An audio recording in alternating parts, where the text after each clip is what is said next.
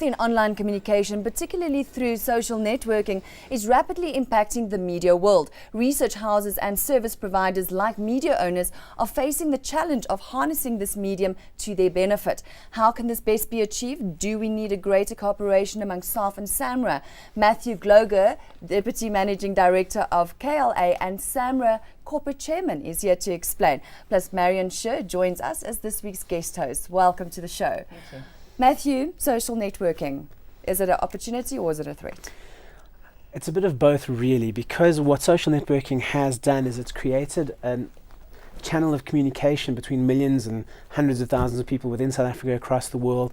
So there's loads of data, there's loads of opinion, there's loads of text flowing between people. The challenge comes through in looking at the quality of that information. So now we can access so much content quite quickly, quite cheaply, but the quality of the content may lead us down the wrong direction. So a bit of both. Your view on that, Marion? I think for the future of research? Yes, I think it's a very interesting one. And I suppose it depends on what you're researching, who that target market is. And if it's youngsters, because obviously the sort of stuff, as Matthew said, that sometimes is twittered and put on Facebook is so inane. You almost need a filter. And I suppose eventually that, perhaps Microsoft or Google will come out with a filter. I don't know. I mean, at the moment, it seems impossible. It's an interesting idea. It's almost as if, we get the same kind of content if we listen to everybody's conversations all the time, because that's essentially what we are doing through when we strip information out of the online space. People talk a lot of rubbish, really. So yeah, there's a lot of valid content, but ultimately it's going to come back to a person, a human with a brain who can make a call about whether something's important or not. But let's look at Facebook and let's look at ads, for example, posted on Facebook. You can it's so targeted, it's so measurable, you can do it in-house, it's cost effective, so somehow, somewhere is it really not, are you saying it's not at all affecting research as a whole?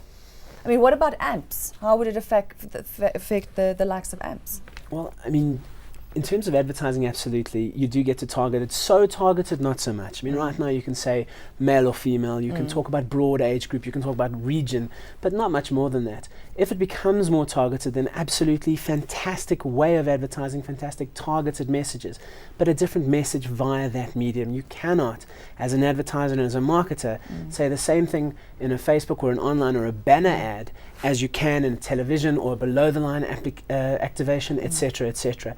Different mediums do different things. It's always going to come back to horses for courses. So what we have is another channel to measure and another channel to use. A replacement channel, that's a far more difficult thing to firmly have an opinion about. So how can you as a corporate body then cooperate with social media?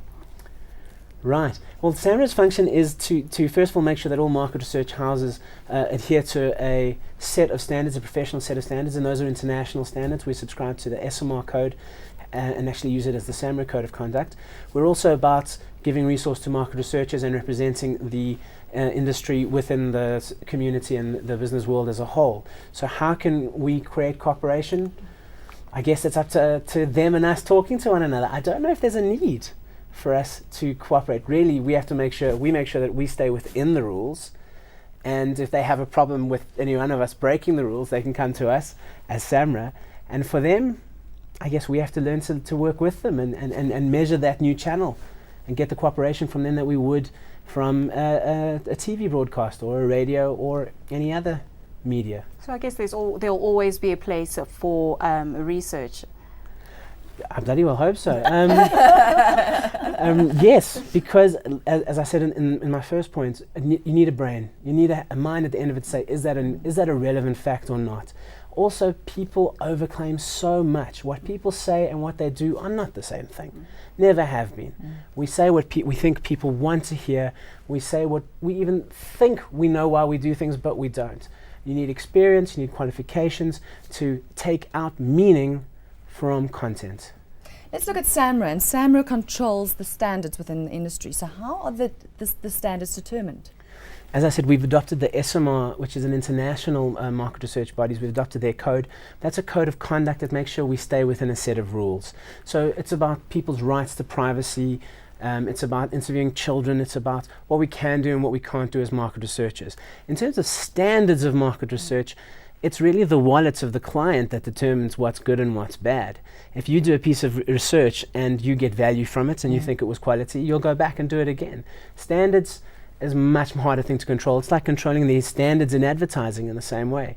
There's a lot of great ads out there and there's a lot of not so great ads out there. When you hear that sometimes, though, that strong message coming out, especially from YouTube, you know, and everyone talks about these, for instance, the Susan Boyle phenomena, just to use that word spreading, suddenly something happens. I mean, that's a specific issue. But when a brand, for instance, do you get messaging like that? Are you starting to hear through social networking that a brand is doing something exciting? Okay, so I mean, we're talking about viral communication and viral marketing, which in South Africa is still a much, much lesser phenomenon than it is overseas. So I don't think the South African Market Research Organisation is fully geared to measure that yet. I'm not even sure that we are internationally. There are new offerings, there are new products that are starting to measure that space and look at that space. It hasn't really hit us yet, and I don't think we're really ready for it yet. But again, we've got to take a ton of data and distill it into, you know, a kilogram of meaningful information, because so much of it is inane. I think every organisation should employ an 18-year-old, really. Maybe that's the answer. I think so. How does South African research compare to the rest of the world? I think we lag in the same way that our economy does. A lot of companies locally have global affiliations. A lot of them are part of global networks and global brands, and so are being consistently fed new technologies, new approaches, new information, etc., etc. So the information is available and it is flowing freely. Our market and our location hold us back a bit. So in the same way our economy lags the global economy by about 4 months, South African market research probably lags international market research by about 6 months. But we're hearing about the same things that the international guys are: biometric measurements, all of the online research, etc., etc. So that's not a worry of mine. How do I, as a client, know that I'm getting good quality research? Right, that's a really, really loaded question, because so many clients determine the quality of their research by the answer they get, which is what we want to hear. It's the researcher's Is it the complaint. answer they want? Absolutely. Good quality research answers the objectives that you set out, gives you good value for money, and answers your questions. That's what good quality research, in a way that you can trust, that you have to believe in. So there's a science behind it, but the science is up to us. The sampling, the confidence intervals, the stats, etc., etc. That's our job, and you either trust us or you don't. Hopefully you do. But then, is it good quality research? Did we answer your question? The output is almost always only as good as the input. If you brief me badly, I'm going to give you bad results. And then how do you ensure that the research stays quite relevant? Research is most often is a snapshot of a moment in time. So research continuing to be relevant means you need to refresh it at the appropriate interval. Not everything needs to be measured daily, weekly or monthly. Some things can be measured every 1 or 2 years. Things like brand identities, which shift quite slowly, don't need to be measured so frequently.